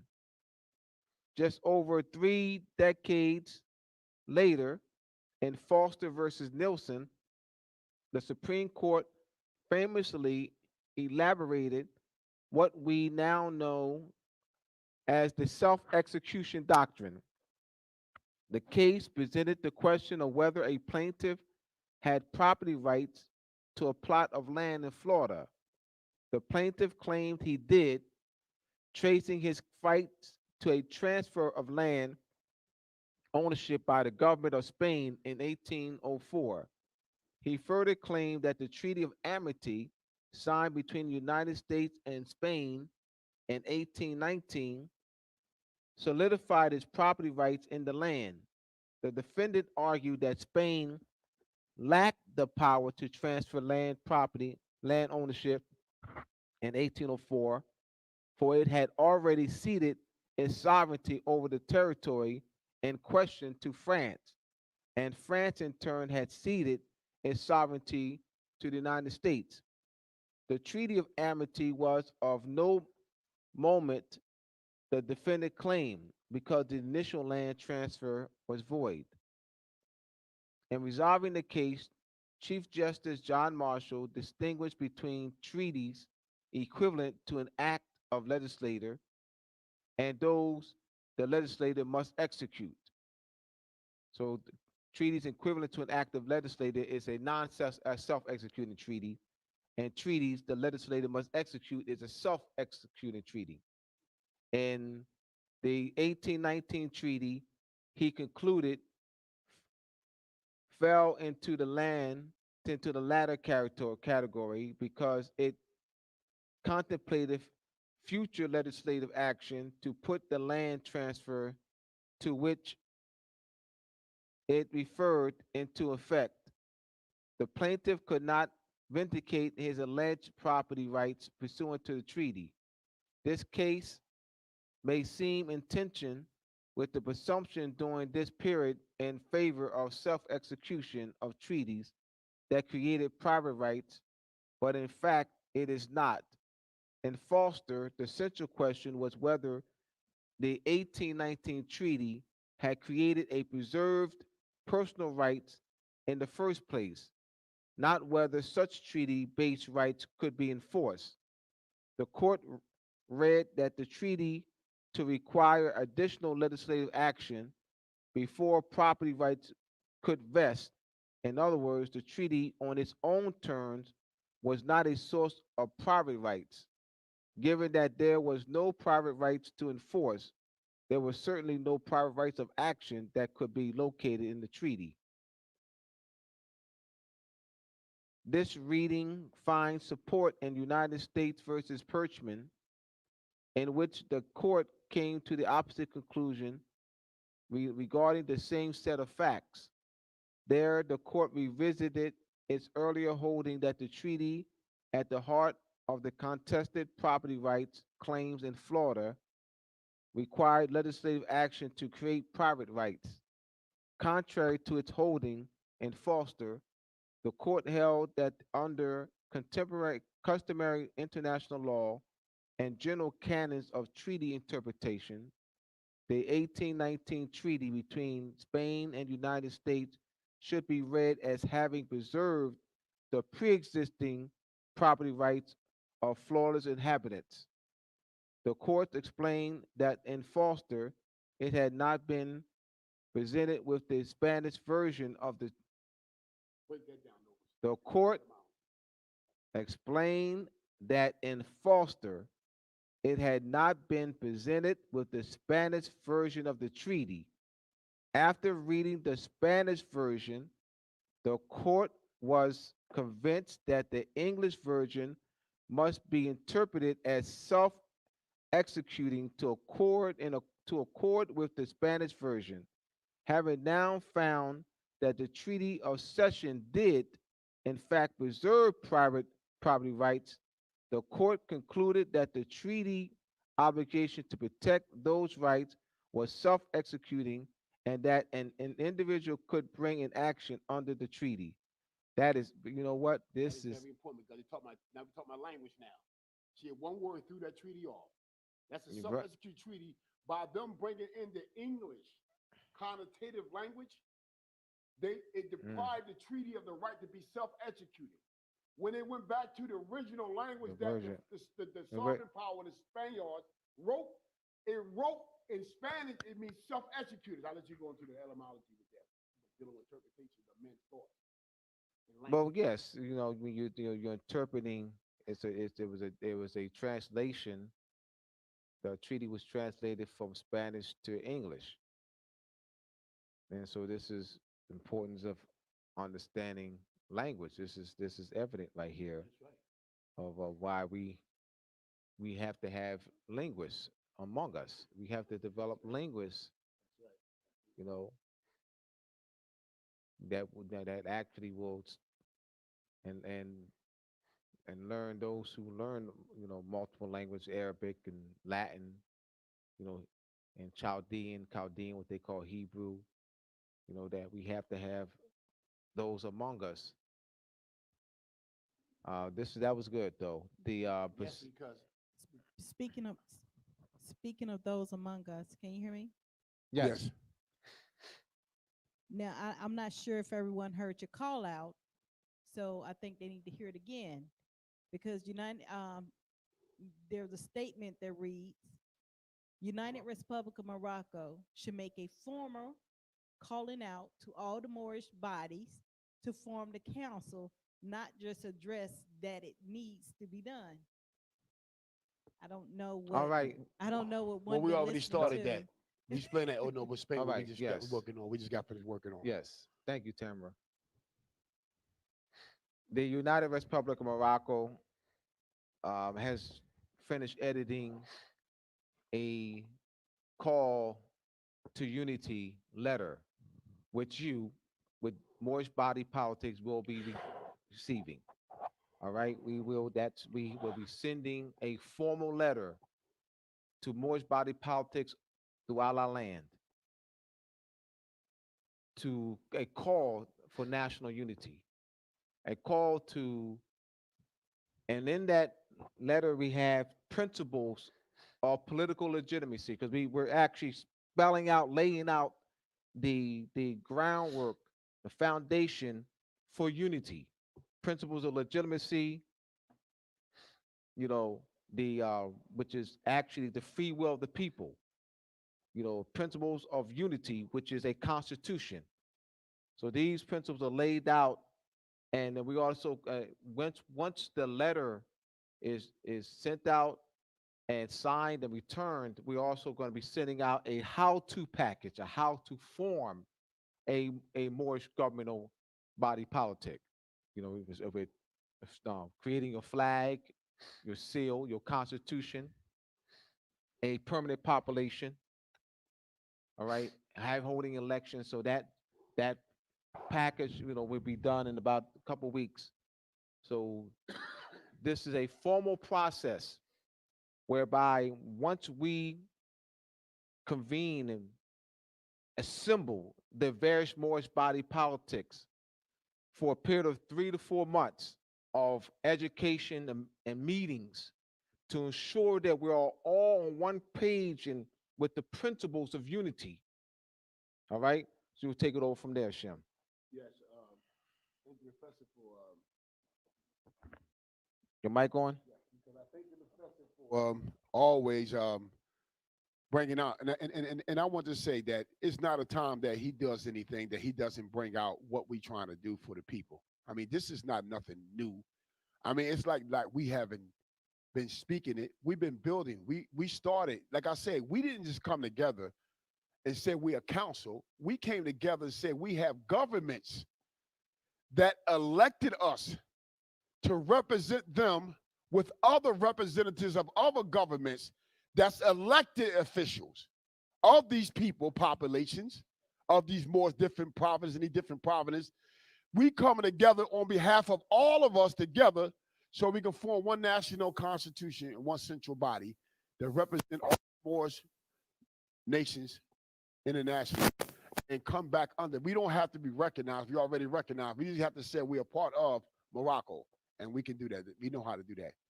So the letter is out. They go out to everyone. After the letter go out, then they can send in their request, and if they want to be a part, they'll have their access. And without they'll send a letter back, sign it. If they say, well, we don't have a government body, but I do have a population, we have a society, well, then you can work from your society. You just have to have your structure, how your society operates, and your government structure, and how your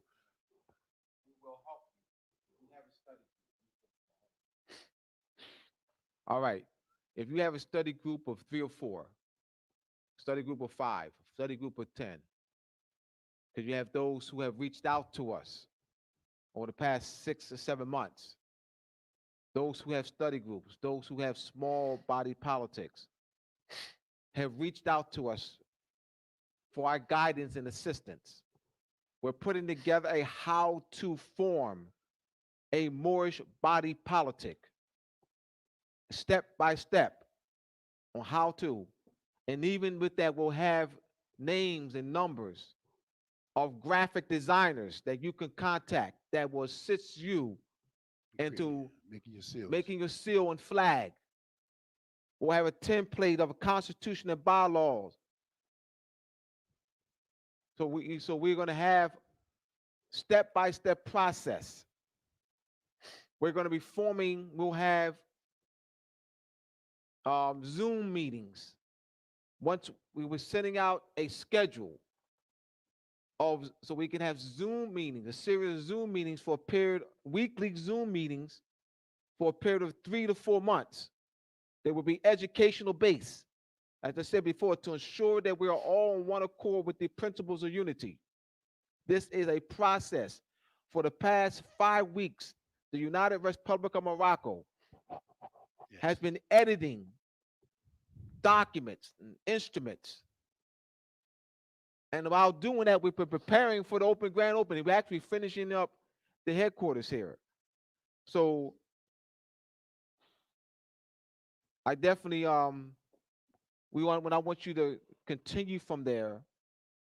And once that process with the Treaty of Liberty, and I want you to explain the Treaty of Liberty. So that'll be the next step after, we bringing and then teaching people the various body politics in one accord. We have a Treaty of Liberty, which we'll be editing next week. All right? Explain that. Yes, that's a treaty that we are putting together. That's a treaty that we are putting together among the more civic body politics. We're going to put that treaty together to show first to the world that we have came together as political states, and we're going to enforce our own laws, raise our own military, have our own banks, financial structure, and industry structure. We're going to take care of our parks, what they call parks, forests, or jungles. We're going to clean our water. We're going to build our own homes. We're going to build our own housing, homes. We're going to take care of our seniors. We're going to have our own medical industry to make sure that we take care of our people, that we're not dependent on anyone else as a ward. The treaty will show that we came together and that we all coming together under the empire flag of Morocco and to protect our land, to protect our people, to protect the sovereignty that Morocco already have, and that there's no one us that can occupy their office and them seats in the empire of Morocco as a government but us, as descendants, kinsmanship heirs that have a right to inherit that. This is what we're doing it for, so we can wake up and not be told what to eat, poison food, not be told to poison water, not to be told that some is I to sell our children poison products, that our children have a right to go and buy poison products. Our children, we don't have to call the cops, a foreign police to come and break up disputes and regulate commerce among us. And then we don't have to tell nobody that we are civil disobedience to their conscience of their party or their society. We're not a part of it. So we can't be civil disobedient to your conscience and your society until we first be civil disobedient to our ancestors, what they left for us. We have to be civil disobedient to ourselves. We can't violate your laws. You have violate our laws. You have violate the very customary laws that protect us, that protect people on their own land. And you, on the other hand, wants to force and protect your structure and your people. So that's what we want to do. Thank you. Next question. Yes, Shem, there's a question This that's question. That, there's a you question might that want to get questions now. states, Yeah. don't reinvent the wheel. Prophet Noble Drew Ali already laid out everything that you need. Okay. Nah, I'm glad. Yeah. Yeah. My mic is on. Yes. I'm glad that um he asked that question. Now I'm gonna put myself at his mercy. Now I'm gonna say no, he didn't. Then I'm gonna ask you right now to show me from the time of Noble Drew. Explain to me from the time of Noble Drew Ali until now that we have self-determined. We have elections. We are recognized. We have our own police. We protecting our own water, and we have our own economy. Explain to me, and I wait. I wait, and I want to know what's the name of the governing body? How long it's been up? How long it's been recognized? And how long it's been stopping Moors from going to jail? Stopping Moors from being killed on the street? Stopping Moors from being called a terrorist? I want to know where's the police cars at. I want to know where's the government I can go to get my ID and have elections and rest it. I'm waiting. Just give about 5 minutes to answer that. Well, as we're waiting for that answer, Yes. Go there's ahead next. Yeah, next. something actually constructive online here. Um, Kamal Ahmed Bey. How can we obtain a copy of the letter, Morris? We're gonna send it to him. yes. Send your inquiries to the United. You want to take camera? Give me the mic. But go Tamara, because Give me the mic. All right. The welcome letter. You talking about the welcome letter? yes. The welcome letter, a national call to political unity. Yes. It's going to go on the website, which I would get with the web developer this weekend so we can get that out. It's also going to go out on our social sites, our Facebook page and things of that nature. But the people who have went online and registered, like signed in for the grand opening we had November the 7th, they're going to get an email of it because we have their emails. So if you would like the welcome letter, a call to national unity to be sent out directly to you via email, we will encourage you to go to United Republica of Morocco .info. Could you write that out, Brother Abdullah? Yes. United Republica of Morocco .info. There is a sign in from the grand opening. So go ahead and click on that sign in and put in just your appellation, first and last, and your email address. And once we have that compilation of emails, you will receive personally the welcome letter, a national call to unity. Now, once you receive that, there'll be a link that we will have to direct you to go in and put in the information regarding either your body politics, or if you are individual, you will put in your individual information. So we will have those data points on there for you to go and fill that information out, and then we will set up an appointment times to meet with the various individuals or various body politics via Zoom. Everything is going to be open. We have been open since A1 day one about everything that we're doing. There's not a secret. We're not a secret society. There's not anything hidden from anyone. Um, we're building. It took us longer to build the restructure of United Republic of Morocco than we had anticipated. However, that is behind us. We have been working every day to 10 and 11 o'clock at night for months on administrative process. After we finished leaving the building and working, we work all times of night getting things together administratively, and we're almost there to turn the internet domain on to make it work. There's a lot of work to do, but it's a lot of work that involves you, Moors. It's not just the work from us. It's work that involves all of us. So when you have these comments that what are someone else doing, just go ahead and turn around and look in your favorite mirror. You can put some diamonds around it and say, what am I doing? So what I would do as a Moor is unite. That is the call for unity. To unite, complete the information, submit it, and we're gonna have these dialogues where we're gonna come together and make this happen. Because it's time out for us to try to wait for the next person to get it together. Let's do it all as one thought, one people, one mind. That's our call for unity. So continue to stand by. Like you said, go to United Republic of Morocco.info. Put your email in there. You'll get a personal email of the welcome letter, a call for national unity, and there will be a link that you can fill out. Thereafter, that where we are set up, you can set up the calendar. We'll send you a calendar invite for the times that we're available to have these Zoom meetings to go over the next step. What's next? What's next? What's next? What's next? I know we need this like tomorrow. We need this 100 years ago. So we're still running. So let's go, Morris.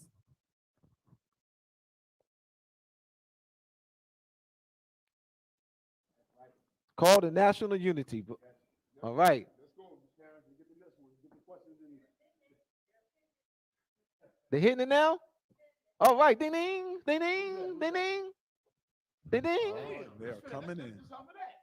Ding ding. Man. Ding ding. Ding ding. Ding ding. Ding ding. Yo, man. Ding ding. Jackpot. All right. All right. That's good. They got. They wait. That's content. Find another one. I know. We got a few years, 7 I put minutes. a doomsday question on it. They ain't gonna answer I just got to put a doomsday question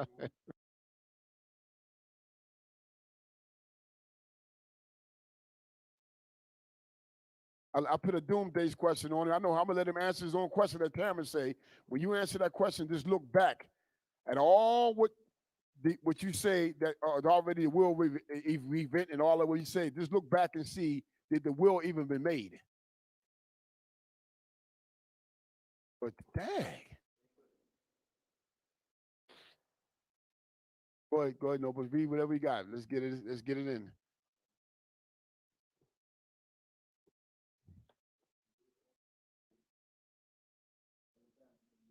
Go back. Ain't nothing. I mean, might have missed something. That's good. Read some of the comments, good comments,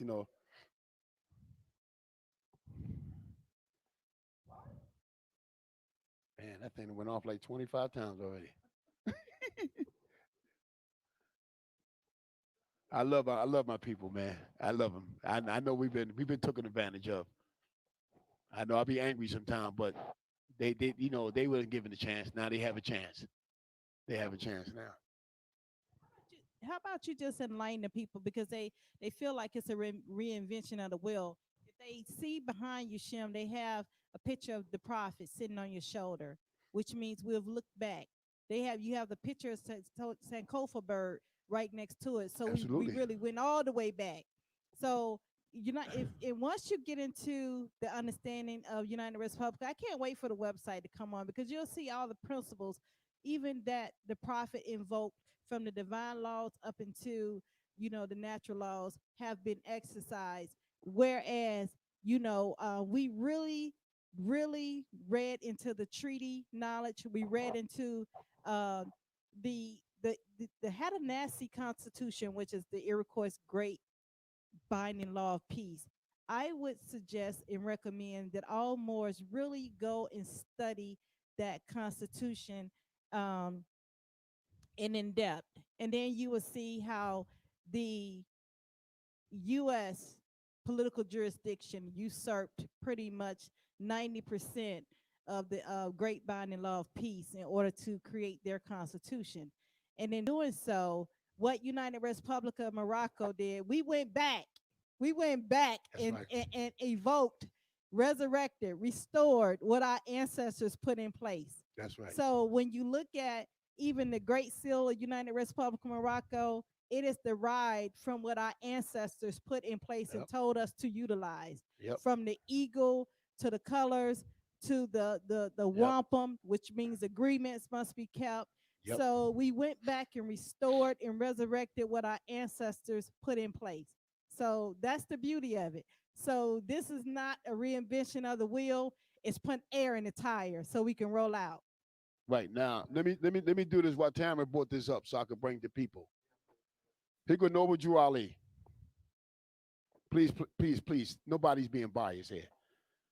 I respect and honor this man based on him looking back at what our ancestors established for us to inherit what we need in this modern time to get out of this. Anything outside of that, I'm not respecting nobody because that's not going to help us.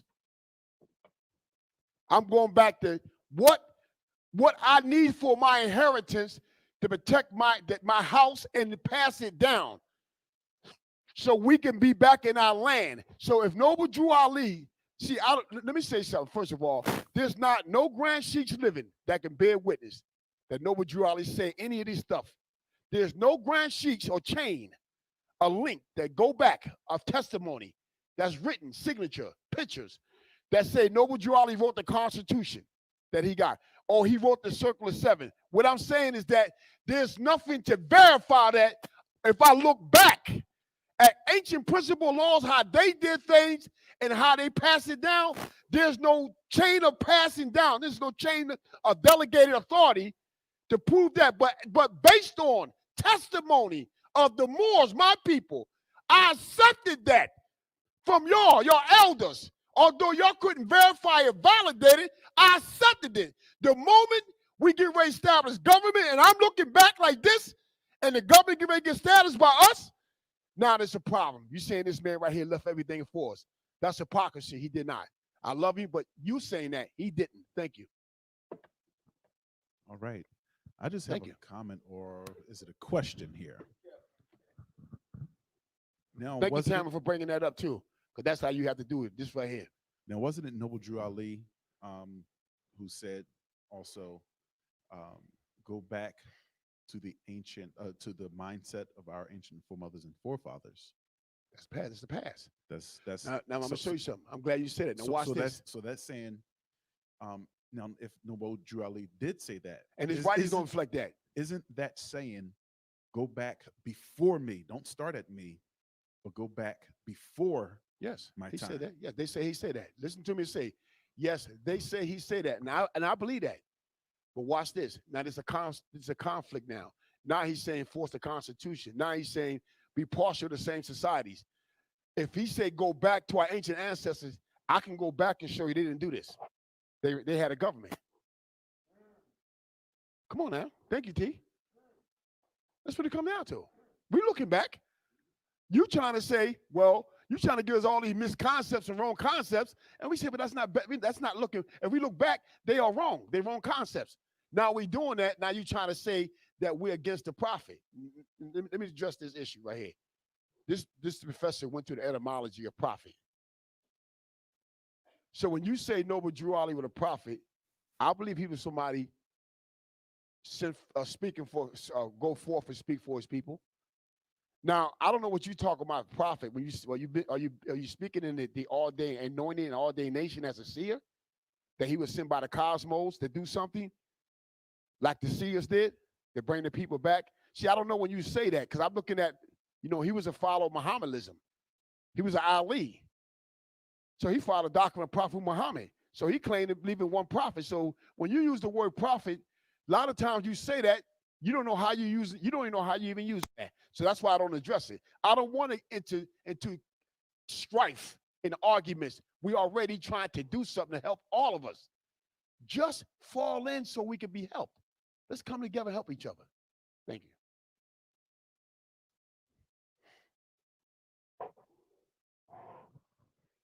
Our time is almost up, fellas. So do y'all have any last parting words? let I you know close out, this Nobles. tonight we're on the About the letter. Stay on that. we're on the Yeah. Go platform. back to that. We Yes. get in the, get in. We're in Oh, the, I'm trying to get. I don't want them to. I want them to see this. I keep hitting the ding, ding, ding off. So tonight we're that's on why I the moved it. platform of House of Reawakening Minds. House of Reawakening Minds. We thank House of Reawakening Minds for this. What is it? Second Friday of the month. Yes. Second Friday of the month. Shem, Malachi Bay, and Abdullah El Talib Mosley Bay will continue their lecture series on the House of Reawakening Minds platform. So as you move forward, what's next? What's next moving forward? Are you asking me? Yeah. What else I'm talking Oh to? yes. What's next? Well, every second and fourth Wednesday of the month, the United Republic of Morocco will have their platform. Second, fourth Wednesday of the month, we'll have our platform. As Tamriel said, we will continue the second Friday of the month on the House of Awakening Minds platform. But we'll be on our platform every second and fourth Wednesday of the month starting next month.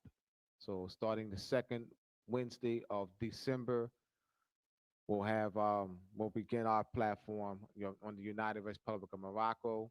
All right, so that's one of the things that's next. What's also next is sending out once again the welcoming letter, the call to national unity letter.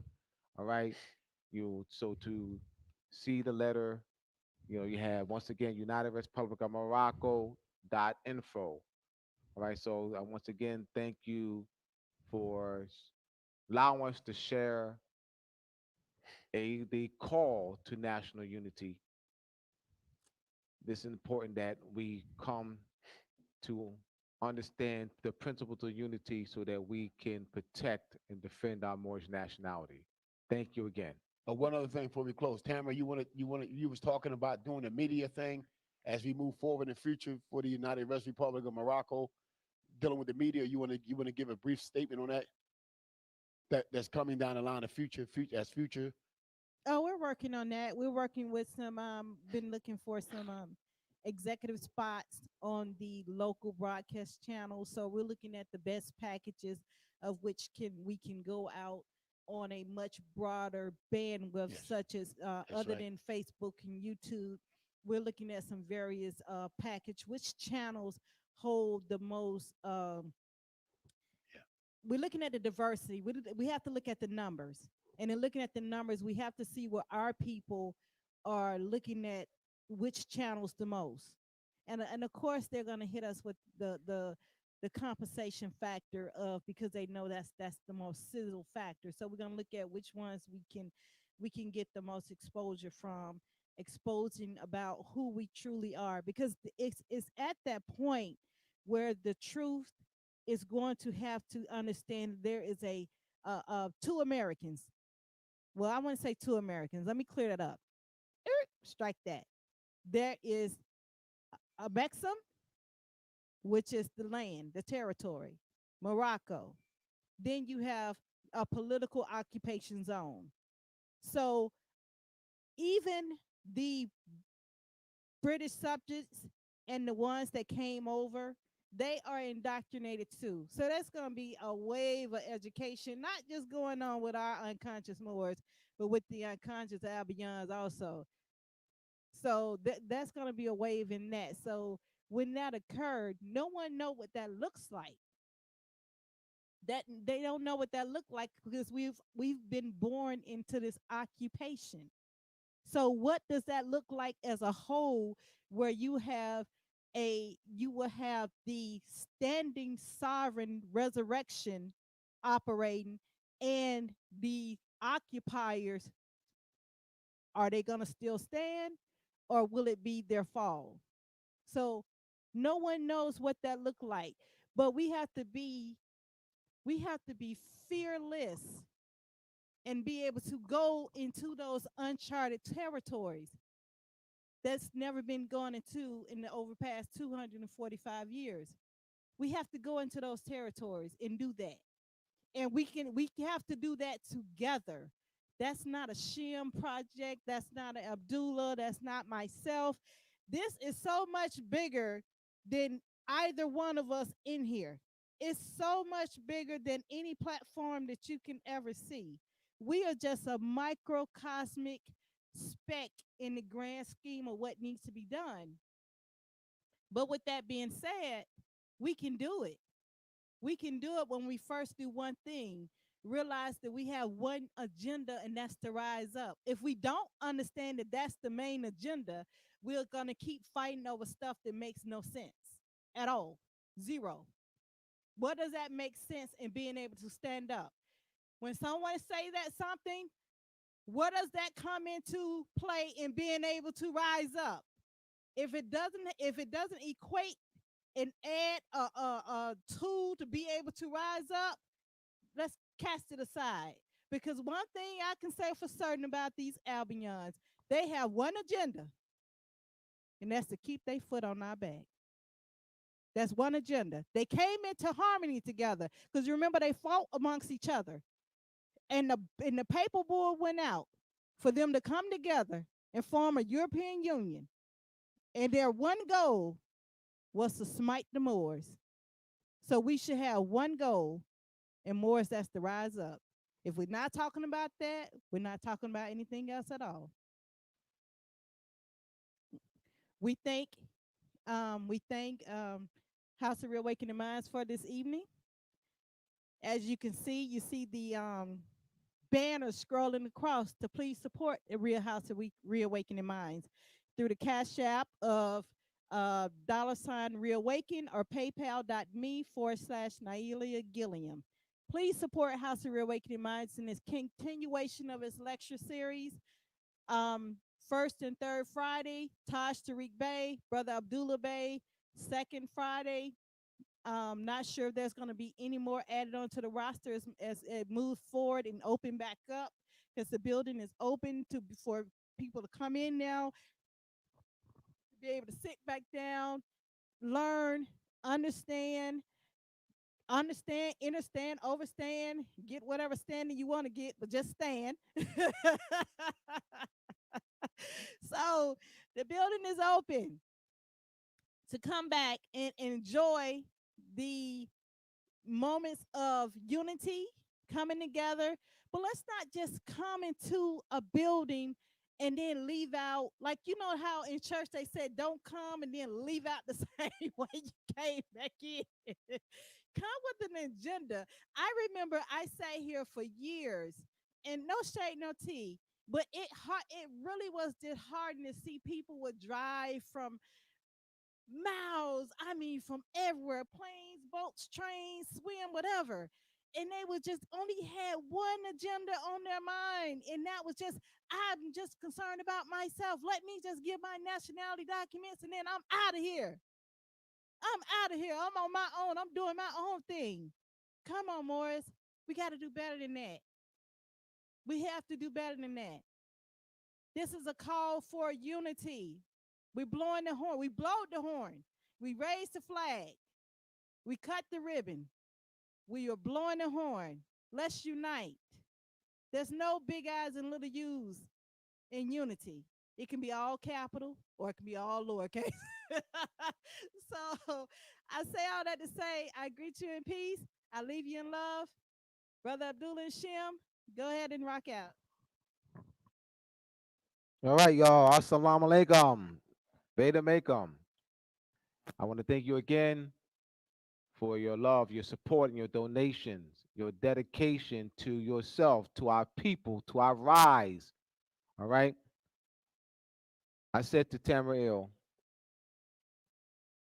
I have one thing on my bucket list. And this has been on my bucket list for 27 years. That is the total liberation of our people. The total liberation of our people. That's my bucket list. Thank you again. Peace.